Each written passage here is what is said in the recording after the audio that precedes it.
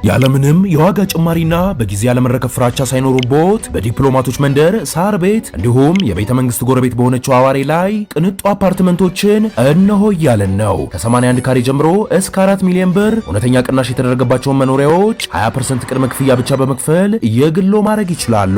ለበለጠ መረጃ ከታች ባለው ስልክ ይደውሉ። ቴምር ሪል ስቴት።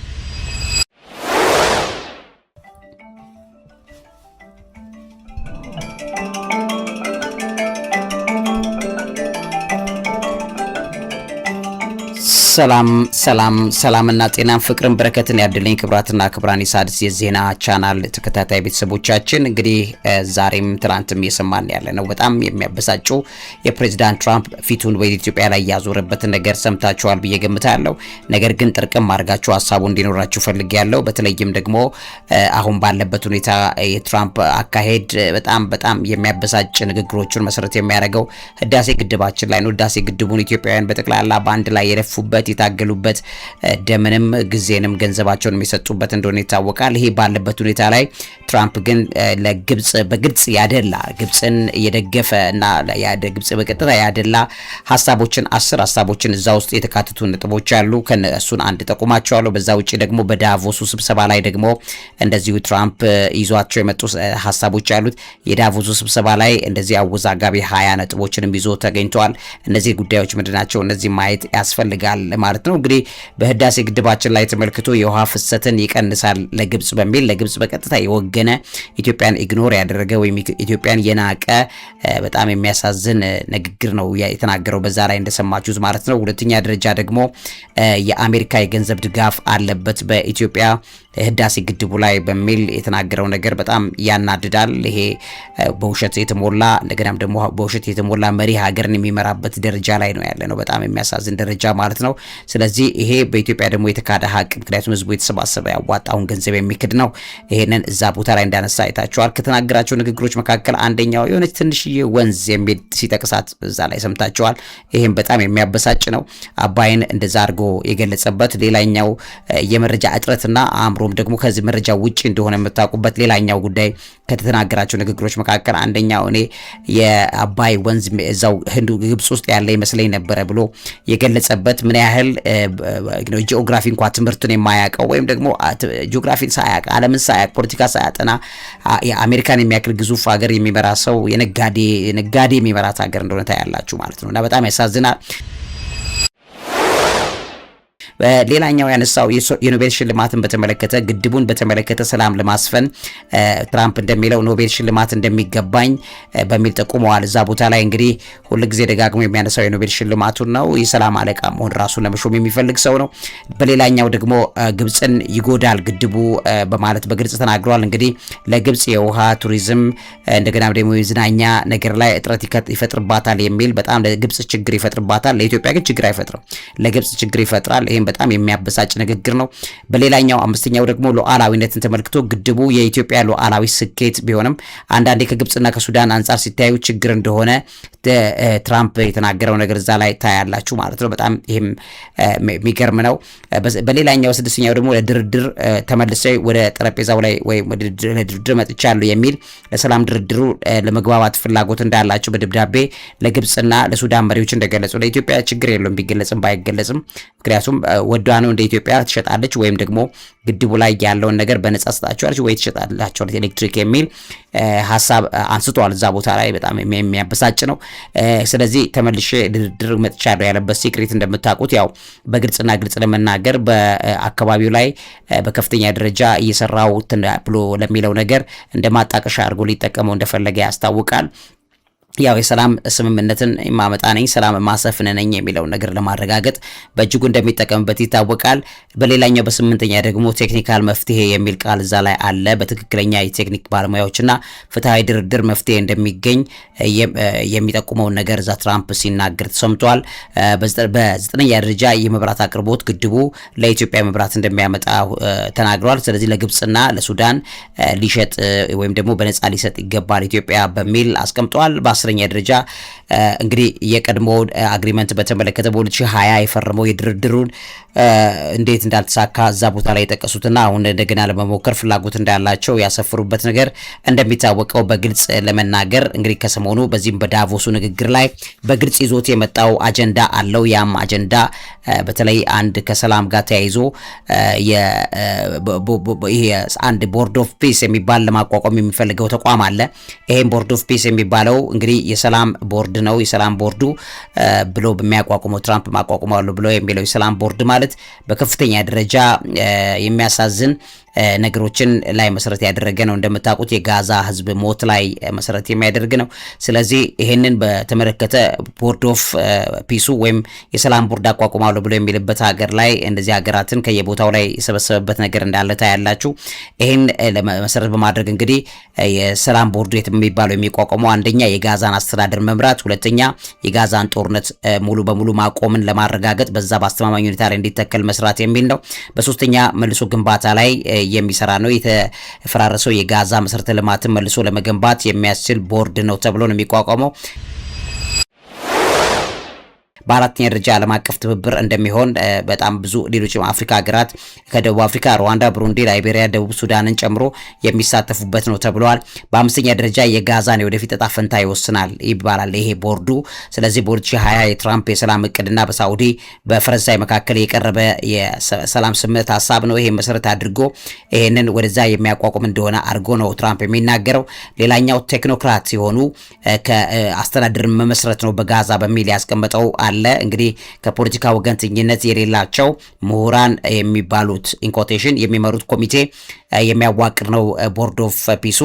ከዛም ሰባተኛ ደረጃ ደግሞ የደህንነትና የሰላምን ማረጋገጥ ስራ ላይ የሚሰራ ነው የሚባለው። የጋዛን ጊዜያዊ ሰላም ደህንነቱንም የመጠበቅ ኃላፊነት የዚህ ቦርድ ኦፍ ፒሱ ወይም ሰላም ቦርድ ነው በሚል ነው ትራምፕ እያቋቋመ ያለው። በስምንተኛ ደረጃ የኢኮኖሚ እድገትን ተመልክቶ ለጋዛ ህዝብ ኢኮኖሚ ወይም ልማትን ሊያመጣ የሚችል የሰላም ቡድን ነው ተብሏል። ከዘጠነኛ ደግሞ የተኩስ አቁም ስምምነቱን ወደ ተግባር የሚቀይር ነው። የታጋቾችን ልውውጥና መሰል ጉዳዮችን የሚፈጽም ቦርድ ነው ተብሏል። በአስረኛ የፍልስጤም ባለስልጣናት ላይ የሚደረጉ ማሻሻያዎችን ፕሮግራሙ እስኪጠናቀቅ ድረስ ጊዜያዊ መፍትሄ የሚሰጥ ይሆናል ማለት ነው በሚል ይሄ ቦርድ ኦፍ ፒስ የማቋቋም ስራ ነው። ቦርድ ኦፍ ፒሱን አቋቁማለሁ ብለው የሚለው ግን ትራምፕ ለጋዛ ብቻ አይደለም፣ ቀጥሎ ዓለም ላይ ለሚከሰቱ ጦርነቶችና ግጭቶች ያገለግላል ብሎ ልክ በስሙ የተቋቋመ አንድ ትልቅ የሰላም ኮሚቴ ያቋቅርና ዓላማውና ዲዛይኑ ምንድነው ለወደፊቱ የሰላም ኖቤል አይነት ሽልማት የሚሰጥ ተቋም አድርጎ እንደሚያዋቅረው ተደርጎ እየተነገረ ይገኛል። ስለዚህ ትራምፕ ከዛኛው ከሚደረግበት ነገር በተቃራኒ እየተደረገብኝ ላለ ነገር አጽፋዊ ምላሽ የሚሰጥበት ነው የሚል አይነት አስተሳሰብ እንዳለው ይታወቃል። ስለዚህ በዚህ ውስጥ እንዳለ እንግዲህ የግብጽና የኢትዮጵያን ጉዳይ ያነሳል ማለት ነው። ለምንድነው የሚያነሳው? የዚህ የቦርድ ኦፍ ፒሱ ስራ እንዲሆን አድርጎ በዛ ውስጥ የማካተት ስራና እኔ የሰላም ሰው ነኝ፣ ሰላምን የማመጣው እኔ ነኝ የሚለው ነገር ለማድረግ ይጠቀምበታል ተብሎ እየታመነ ይገኛል። ይሄ በዚህ ሁኔታ ላይ እንዳለ ነው እንግዲህ ዛሬ በዳቮስ ስብሰባ እየተደረገ ያለው። እንደሚታወቀው የዳቮሱ ስብሰባ በመሰረታዊ ነገሮች እንዳሉበት ይታወቃል። ከዚህ ጋርም ተያይዞ የሚነሱ በጣም በርካታ ነገሮች አሉ። እንግዲህ የዳቮሱ ስብሰባ ብዙ ነጥቦችን ይዞ መጥቷል። ከነዚህ መካከል ትራምፕ እንግዲህ በዛሬው ዕለት በጥር 21 2026 በወርልድ ኢኮኖሚክ ፎረም ላይ በWEF ላይ ያደረጋቸው ንግግሮች 20 አወዛጋቢ ነጥቦችን እዛ ቦታ ላይ አንስቷል። አንደኛው የግሪንላንድ ጉዳይ ነው። ግሪንላንድ አኩዚሽን የሚል ነው። አሜሪካ እንግዲህ ግሪንላንድን መያዝ አለባት ማለት አቋሙን ትራምፕ በግልጽ ያረጋገጠበትና ዛሬም ያንን ነገር የተጠቀመበት ነው። በሁለተኛ ደረጃ እንግዲህ ስትራቴጂክ ጠቀሜታ እንዳለው ያስረድቷል። ግሪንላንድ ለአሜሪካ የደህንነት ዋስትና እጅግ አስፈላጊ የሆነ ስትራቴጂክ ሀብት ናት በሚል ትራምፕ በዳቮሱ ስብሰባ ላይ ገልጾታል። በሶስተኛ ደረጃ ወታደራዊ ኃይል አጠቃቀም በተመለከተ ትራምፕ እዛ ቦታ ላይ ገልጿል። ከዚህ ቀደም የአውሮፓ መሪዎች በጠየቁት መሰረት ጦርነት ላይ ማለት ኃይል ይዘህ ትገባበታለህ ወይ በዚህ ቦታ ላይ የሚለው ጥያቄ ጋዜጠኞች ተጠይቆ ምንም አስተያየት የለኝም ብሎ ተናግሮ እንደነበረ ይታወቃል። ይሄም በኔቶ አባል ሀገራት መካከል እና በትራምፕ መካከል እምነት የማጣት ጉዳይ በጣም እየጨመረ መጥቷል። ይሄ ለዚህም ማካካሻ የሚሆን የወታደራዊ ኃይል አጠቃቀም በተመለከተ ተናግረዋል። ግሪንላንድ ለመውሰድ ኃይል መጠቀም እንደማይፈልግ ትራምፕ ጉዳዩ ግን በድርድር እንዲያልቅ እንደሚፈልግ ተናግሯል። በአራተኛ ደረጃ ላይ እንግዲህ የኔቶ አጋር አጋርነትን በተመለከተ የግሪንላንድን ጉዳይ በተመለከተ የግሪንላንድ ይዞታ በኔቶ አጋርነት ላይ ምንም አይነት አደጋ እንደማይፈጥር ትራምፕ በዳቮስ ንግግር ላይ ገልጾታል። ኔቶ ደግሞ ይሄን ቦታ መያዝ በትክክል ያልሆነ አካሄድ እንደሆነ ነው የሚገልጸው።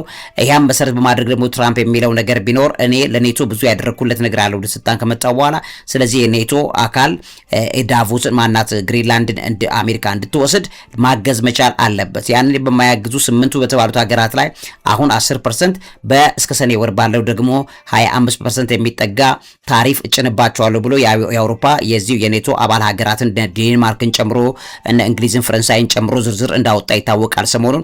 ስለዚህ ያንን ያጠነካከረበት ንግግር በዚህ በዳቮሱ ንግግር ላይ ትራምፕ አስቀምጧል። በአምስተኛ ደረጃ የአውሮፓ ታሪፎችን ተመልክቶ ቀደም ብዬ እንዳልኳቸው አውሮፓ በንግድ ረገድ ዩናይትድ ስቴትስ በፍትሃዊነት እንደምታስተናግድና ለዚህም አጸፋዊ ታሪፍ እርምጃ ሊወሰድ እንደሚችል አስጠንቅቋል። ያ ማለት እኛ ግሪንላንድን እንድንወስድ እንቅፋት የሚሆኑ ከሆነ እኛም እዚህ ጋር ማዕቀብ እንጥላለን ወይም ደግሞ ታሪፍ እንጨምራለን የሚለው ነገር አጽንቶበታል። ዛሬም እንደሚታወቀው በስድስተኛ ደረጃ የቤት አቅርቦት ዋጋን በተመለከተ አፎርዳቢሊቲ አጀንዳ የሚል በንግግር ላይ አስቀምጧል። ንግግሩ በአሜሪካ የቤት አቅርቦት ዋጋን ለመቀነስ ስላለው እቅድ ትኩረት የሰጠበት ንግግር ትራምፕ ያቀረበበት ነው። በሰባተኛ ደረጃ ነዳጅና የነዳጅ ጋዝ ምርትን በተመለከተ አስቃዚ በዳቮሱ ንግግር ላይ አስቀምጧል። አሜሪካ ዓለም ላይ ከፍተኛ የነዳጅ እና ጋዝ ክምችት ያላት በመሆኑ ይህንን ሀብት በስፋት እንድትጠቀም የሚያደርገውን ነገር በተመለከተ ትራምፕ እዚህ ቦታ ላይ ገልጿል። በስምንተኛ ደረጃ እንግዲህ ንጹህ የድንጋይ ከሰልን ክሊን ኮል የተባለውን ጠቅሷል። እዚህ ላይ ከቀድሞ አስተዳደር የተለየ መልኩ ድንጋይ ከሰልን ለኃይል ማመንጫነት መጠቀም እንደሚቀጥል ትራምፕ ተናግሯል። እንግዲህ ድንጋይ ከሰል ማለት በአካባቢ ብክለት ላይ ከፍተኛ የሚጠቀስ ነው። ትራምፕ ያ ጉዳይ አይመለከተውም። እንደምታውቁት ከዓለም የተገለለና የተለየ ነገር በመስራት የሚታወቅ የቀበዣጀረ አስተሳሰብ ያለው ሰው ነው። በዘጠነኛ ደረጃ እንግዲህ የአሜሪካን ቀዳሚነት ወይም አሜሪካ ፈርስት የሚለውን በዳቮሱ ንግግር ላይ እዚህ በማይመለከተው ማህበረሰብ ፊት ሲያጸና ነበረ። የአሜሪካን ኢኮኖሚ ማጠናከር ለዓለም ኢኮኖሚ እድገት መሰረት ነው። ስለዚህ ይሄንን በተመለከተ አሜሪካ ፈርስት የሚለው ነገር ቅድሚያ ሊሰጥ እንደሚገባና ዓለም በዚህም እንዲረዳው በተለይ አውሮፓዎቹ እንዲረዱት ለማስቻል ያደረገው ንግግር አለበት። በ10ኛ ደረጃ ኢንቨስትመንትን ተመልክቶ አሜሪካ አሁን ለኢንቨስትመንት ክፍት መሆኗን ዓለም አቀፍ ኩባንያዎች ወደ አሜሪካ እንዲመጡ ጥሪ ማቅረብ። በ11ኛ የካናዳ የንግድ ግንኙነትን በተመለከተ በዳቮሱ ንግግሩ ላይ ትራምፕ አስቀምጧል።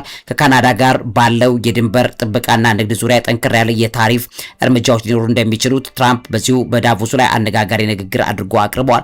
12ኛ በቬኔዙዌላ ዙሪያ ላይ ተናግሯል። ትራምፕ ዛሬ እንግዲህ በቬኔዙዌላ ያለውን የነዳጅ መሰረተ ልማት ለማስተካከልና አገሪቱን ወደ መስመር ለማስገባት አሜሪካ ሚና እንደምትጫወት በንግግሩ ላይ ገልጿል። 13ኛ እንግዲህ የሩሲያና ዩክሬን ላይ ያለውን ነገር በተመለከተ በዚሁ በዳቮሱ ንግግር ላይ ትራምፕ ገልጿል እና ከዩክሬን ፕሬዝዳንት ዘለንስኪ ጋር ስለሚኖረው የሰላም ንግግርና የማዕድናት ስምምነትም ጠቅሷል። እንግዲህ የማዕድን ይወዳል። ስለዚህ ኢትዮጵያ ላይም ይህንን ሬር እርዝ የሚባሉ ማዕድናትን አይቷል ማለት ነው። ከግብጽ ጋር ባለው ድርድር ላይ ምንም ጥያቄ የሌለው ነገር ነው። ያን ሲመለከት ለማደራደርና ለመዝረፍ የሚመቸው መንገድ እንደሚጠቀም ይታወቃል። 14ኛ እንግዲህ የታክስ ቅናሽን በተመለከተ በአሜሪካ ውስጥ ለሚያመርቱ ኩባንያዎች ታላቅ ቅናሽ እንደሚያደርግ በድጋሚ እዚህ ዳቮሱ ላይ የተናገረበት ነው። 15ኛ እንግዲህ ደንቦችን መቀነስ ወይም ዲሬጉሌሽን የሚባለው ነገርም አስቀምጧል። እዛ በንግድና ምርት ላይ ያሉ አስቸጋሪ ደንቦች እንደሚያስወግድ ገልጿል። 16ኛ ትራምፕ እንግዲህ የአየር ንብረት ለውጥን በተመለከተ በዚህ ስም የሚመጡ አላስፈላጊ ስጋቶችን በመቃወም ተግባራዊ የሆኑ የዛፍ ተከላ ፕሮግራሞችን እንደሚደግፍ ተናግሯል። 17ኛ አምራች ኢንዱስትሪዎች ተመልክቶ አሜሪካ ዳግም የዓለም የማምረቻ ማዕከል የማድረግ ራዕይ ያለኝ የሚለውን ትራምፕ እዚህ ቦታ ላይ ገልጿል። በ18ኛ የስደት ፖሊሲን በተመለከተ በችሮታ ላይ የተመሰረተ የስደት ፖሊሲ ወይም ሜሪት ቤዝድ ሲስተም አስፈላጊ ነው በሚል አንስቷል። ከዚህ ጋር ተያይዞ እንግዲህ አውሮፓዎችንም ወቅሷቸዋል። አውሮፓ አቅም እንደሌላትና እያበቃላት እንዳለ ምዕራባውያን እየሞቱ እየወደቁ እንደሆነ የሚጠቅስ ንግግርም እዚህ ቦታ ላይ እንዳነሳ ይታወቃል። በ19ኛ እንግዲህ ሽብርተኝነትን መዋጋትን በተመለከተ እንደ አይሲስ ጨምሮ ማንኛውም የሽብር ቡድንን ለመደምሰስ አሜሪካ ቁርጠኛ ናት የሚለው ጠቅሷል። 20ኛ የዴንማርክን አቋም በተመለከተ ትራምፕ ዛሬ በዳቮስ ላይ ተናግሯል። ዴንማርክ ግሪንላንድን የመጠበቅ አቅም እንደሌላትና አሜሪካ ይህንን ክፍተት እንደምትሞላ በዚህ በዳቮሱ ንግግር ላይ እንደተናገረ መስማት ይቻላል ማለት ነው። ይህ ሰው እንግዲህ በብዙ አወዛጋቢ ሐሳቦቹና በብዙ የሚያናዱ ሐሳቦቹ ብዙ ጊዜ የሚያነሳቸው ነገሮች በጠቅላላ የመበጥበጥ ስራ የሚሰራ ሰው እንደሆነ ይታወቃል። ስለዚህ አሁን ባለበት ሁኔታ እነዚህን ሐሳቦች አንስቷል። ከዚህ ጋር ተያይዞ እንግዲህ በከፍተኛ ደረጃ የኢትዮጵያን በተለይ የህዳሴ ግድቡን በተመለከተ በግልጽ የሚያደርጋቸው ነገሮች እንዳሉ ታውቋል። እንግዲህ በዚህ በዳቮስ ንግግር ላይ አልሲሲ ከትራምፕ ጋር በዚህ ዳቮስ ስዊዘርላንድ ተገናኝተው ይወያያሉ ተብሏል። የግብፁ ፕሬዚደንት አብዱል ፈታህ አልሲሲ በዳቮስ ስዊዘርላንድ ቢካሄደው በዓለም አቀፉ የኢኮኖሚ ጉባኤ ጎን ለጎን እንግዲህ የአሜሪካ ፕሬዚዳንት ዶናልድ ትራምፕ ጋር ይገናኛሉ የሚለው ነገር እንደተነገረ ሰምተናል። ስለዚህ ትራምፕ በህዳሴ ግድቡና በአባይ ወንዝ ዙሪያ ላይ ሰሞኑ ከሰጠው አስተያየት ጋር የተነሳውን አለመግባባት የሚፈታበት መንገድ ነው፣ በዚህ ደረጃ ነው ማድረገው የሚለው ነገር በተመለከተ በተናጠል ግብጽን ማወያየት የፈለገበት ነገር ግልጽና ግልጽ ነው። ከዛ አካባቢ የሚጠቀመው በተለይ ከጋዛ የሚጠቀመው ነገር እንዳለው ይታወቀዋል። ስለዚህ ከኢትዮጵያ አሁን ከሚጠቀመው ይልቅ ከግብጽ የሚጠቀመው እንደሚበልጥበት አድርጎ አስበዋል። ነገ ደግሞ ኢትዮጵያ ስታስፈልገው በተመሳሳይ ሁኔታ ኢትዮጵያን ለመደራደር የሚፈልግበት ነገር እንዳለው ይታወቃል። እንግዲህ ከዚህ ጋር ተያይዞ በተለይ የአሜሪካው ፕሬዚዳንት ዶናልድ ትራምፕ ከአርሲሲ ጋር ተገናኝቶ በዚህ ዙሪያ ላይ የሚያወሩትን ነገር በተመለከተ በግልጽ የተነገረ እንዳለ ይታወቃል። ባለፈው እንግዲህ ጥቅምት ወር የጋዛን ጦርነት ለማስቆም ግብጽ በጠራችው ስብሰባ ላይ ፕሬዚዳንት አርሲሲና ፕሬዚዳንት ዶናልድ ትራምፕ ቀይ ባህርን ተንተርሶ በሚገኘው ታዋቂው መዝናኛ ስፍራ ሻርም ኤል ሼክ ላይ ተገናኝተው ጦርነቱን ለማስቆም ያለመ የተኩስ አቁም ስምምነትን መፈራረማቸው ይታወሳል። ስለዚህ አርሲሲ በስዊዘርላንድ ዳቮስ ላይ የሚካሄደው የዓለም ኢኮኖሚ ጉባኤ ላይ ለመካፈል ያገራቸውን ተነስተው እዛ ነው ያሉት። በሌላም እንግዲህ ባለፈው ሳምንት አርብ ፕሬዚዳንት ትራምፕ ኢትዮጵያ የአባይ ወንዝ ላይ የገነባቸውን የታላቁን ግድቡን የገነባቸውን ግድብ በተመለከተ በግብጽና በኢትዮጵያ መካከል ያለው አለመግባባት ወደ ጦርነት ሊያመራ ስለሚችል በዛ መካከል ሽምግልና ውስጥ ይገባሉ የሚለውን ነገር ካሳወቀ በኋላ ኢትዮጵያ ለኃይል ማመንጫነት የገነበችው በዚህ የህዳሴ ግድብን ተከትሎ ግብጽ ተጎጂ ሆናለች የሚለውን አቋም ይዞ እሸመግላለሁ የሚል ሐሳብ ይዞ እንደመጣ ይታወቃል። ስለዚህ እሸመግላለሁ ብሎ ለግብጽ አድልቶ የሚደረገው ነገር በጣም የሚያሳዝን ነገር እንዳለበት እናያለን። ዞሮ ዞሮ ከአርሲሲና ትራምፕ በዚሁ ጉዳይ ላይ በስዊዘርላንድ ይነጋገራሉ ተብሎ ይጠበቃል ማለት ነው። እንግዲህ ኢትዮጵያን አይመለከትም። እንደሚታወቀው ኢትዮጵያን ኢግኖር ያደረገ አንዳንዴ እኮ አይኖርህ ድሃ ስትሆን ሁሉም ሰው ይንቃል፣ የተነሳ አናት ላይ ይጨፍርብሃል። ስለዚህ ይሄን ነገር ነው የተመለከትነው። ደካማ ድሃ መሆን፣ ማጣት፣ መሰባበር፣ መበታተን፣ አንድ አለመሆን፣ ዩኒፊኬሽን ማጣት ለማንኛውም ሰው መቀለጃ የሚኮንበት ነገር እንዳለ የምናየውን ነገር በዚህ ፕሮግራም ላይ ላስታውሳችሁ ብዬ ወደድሁ። ለዚህ አእምሮ ምግብ አዘጋጅና አቅራቢ መምህርና ጋዜጠኛ ዐቢይ ይልማ። እውቀት ታላቁ እግዚአብሔርን ታከብራለች። ሁሉንም በአንድ የሚያማክር ወዳጅ ያስፈልጉታል። ለመኖሪያ ምቹ የሆኑ አፓርትመንቶችን፣ የጋራ መኖሪያ 40/60 መንደሮችን፣ የተንጣለለ የመኖሪያ ቪላ ቤቶችን እንዲሁም የንግድ ሱቆችን ሽያጭና ኪራይ እናማክራለን። በተጨማሪም ለኮንስትራክሽን የሚሆኑ ማንኛውንም ማሽነሪዎች ሲኖትራክን ጨምሮ እናቀርባለን። ለማንኛውም ቢዝነስ ከጎን ሆነን የምክር አገልግሎት እንሰጣለን። ዱናሚስ የኮሚሽን ስራ በ0913 41 8816 ይደውሉ። እኛ የእርሱ ወዳጅ